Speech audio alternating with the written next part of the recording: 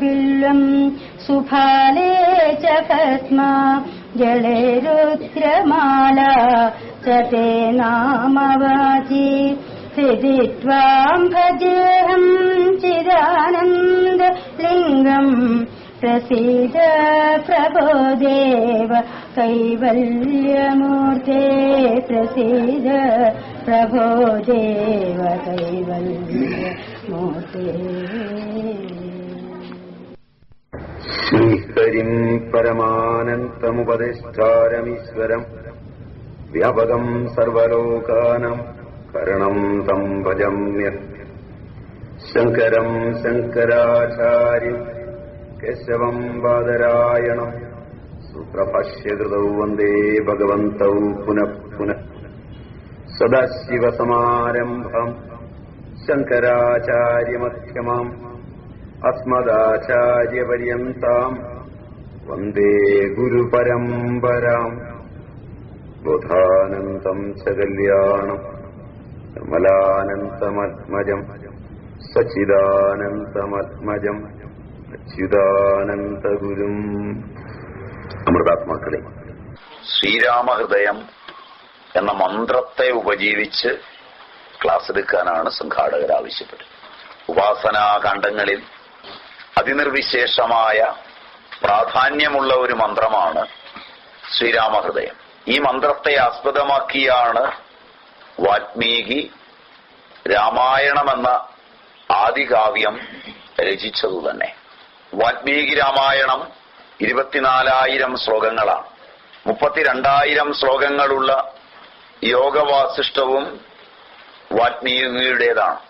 അതും രാമായണാന്തർഗതമായാണ് എണ്ണുന്നത്. അങ്ങനെ 56,000 ശ്ലോകങ്ങളുള്ള അതിബൃഹത്തായ രാമായണം ത്രേതായുഗ നിർദ്ദിഷ്ടമാണ്.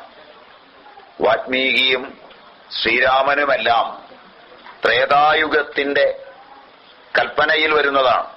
അല്ല എന്ന് പണ്ഡിതമതമുണ്ട്. സ്വാമി സിദ്ധിനാഥാനന്ദജി ഉൾപ്പെടെ വനത്തിൽ വെച്ച് രാമനെ തിരിച്ചുകൊണ്ടുവരുന്നതിനൊരു ഒരുങ്ങുന്ന ജാബാലി അച്ഛനും മകനുമായുള്ള ബന്ധത്തെക്കുറിച്ചുമൊക്കെ പറയുമ്പോൾ യുക്തിഭദ്രമായി അവതരിപ്പിക്കുന്ന ജാബാലിയുടെ സന്ദേശത്തെ എതിർക്കുന്ന രാമൻ ചില ബുദ്ധന്മാർ തഥാഗതന്മാർ പറയുന്നുണ്ട് എന്ന പദത്തെ ആസ്പദമാക്കി രാമായണ കാലം ബുദ്ധനു ശേഷമാണ് എന്നെല്ലാം സമർത്ഥിക്കാൻ തുടങ്ങിയിട്ടുമുണ്ട്. അത് മറക്കുന്നില്ല. എന്നാൽ ബുദ്ധന് മുമ്പ് തന്നെ 27 തീർത്ഥങ്കരന്മാർ ബുദ്ധന്മാരായി ഉണ്ടായിരുന്നു എന്ന ചരിത്ര വസ്തുത പണ്ഡിതന്മാർ താൽപര്യപൂർവം മറന്നുപോകുന്നുമുണ്ട്. രാമായണത്തില് രാമനെ ദശരഥപുത്രനായി ചരിത്രനായകനായി അവതരിപ്പിക്കേണ്ടി വരുന്ന ഘട്ടത്തിൽ പണ്ഡിതനായ ആഞ്ജനേയനെയും മറ്റും വാനരനായി ചിത്രീകരിച്ച ഋഷികൽപ്പനയെ ആസ്പദമാക്കി പണ്ഡിതന്മാർ വളരെ വിഷമിക്കുന്നതും കണ്ടിട്ടുണ്ട്.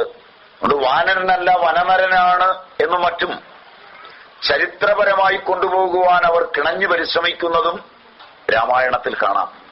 എന്നാൽ കവിശബ്ദവും വാനരശബ്ദവും മർക്കടശബ്ദവും ഒക്കെ മാറി മാറി പ്രയോഗിച്ചിട്ടുള്ള ഋഷികൽപ്പനയ്ക്ക് ഒരു പദത്തെ മാത്രമെടുത്ത് അർത്ഥം നൽകി തൽക്കാലം രക്ഷപ്പെടാമെന്നല്ലാതെ രാമായണത്തെ ഒരു ചരിത്ര ഗ്രന്ഥമായി കൊണ്ടുപോകുന്നതിൽ എത്രത്തോളം സാങ്കത്യമുണ്ട് എന്നതും ഇത്തരുണത്തിൽ ചിന്തനീയമാണ്.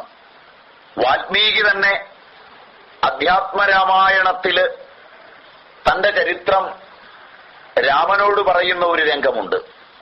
ആ ഭാഗത്തു നിന്നാണ് രാമഹൃദയത്തിന്റെ ഹൃദയസ്പർശിയായ അർദ്ധതലം വാൽമീകി അനുഭവിച്ചിരുന്നു എന്ന് നാം അറിയുന്നത്. മാർക്കണ്ഡേയ പുരാണം ഉത്തരഖണ്ഡത്തിലാണ് രാമായണ മാഹാത്മ്യം കാണുന്നത്. അതിലാണ് രാമായണത്തിന്റെ മാഹാത്മ്യം പറയുന്നത്. പുരാണം ശ്രദ്ധേയമായി രാമായണത്തെക്കുറിച്ച് പറയുന്നത് ദുഷ്ടനിഗ്രഹത്തിനും ശിഷ്ടപരിപാലനത്തിനും തദ്വാര ധർമ്മ സംസ്ഥാപനത്തിനും വേണ്ടി അവതരിച്ച രാമനെ കുറിച്ചാണ്. ദുഷ്ടനിഗ്രഹവും ശിഷ്ടപരിപാലനവും എങ്ങനെയാണ് സുസാധ്യമാകുക?